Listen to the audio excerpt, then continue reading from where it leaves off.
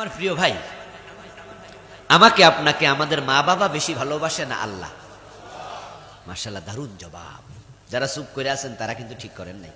আসতে হইলো কইয়েন, কিছু কিছু বিষয় আছে নেয়ামতের শুকরিয়া করা লাগে। দারুণ একটি প্রশ্ন করছি, আপনি জবাব দিলেন না। আসলে কি আপনার আল্লাহ আপনাকে ভালোবাসে না? না বাসলে থাকতে পারতেন? সামান্য পেঁচ লাগাই দিলে সব শেষ, সব শেষ।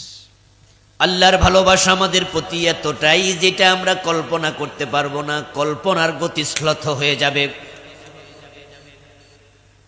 আমাদের কল্পনা থেমে যাবে। আল্লাহর ভালোবাসা পরিমাপ করা সম্ভব নয়। রাসূলুল্লাহ বলছেন, জাআলাল্লাহুর রাহমাতা মিআতা জুজইন।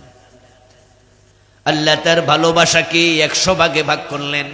আমসাকা ইনদাহু 99, 99 ভাগ নিজের জন্য রেখে দিলেন।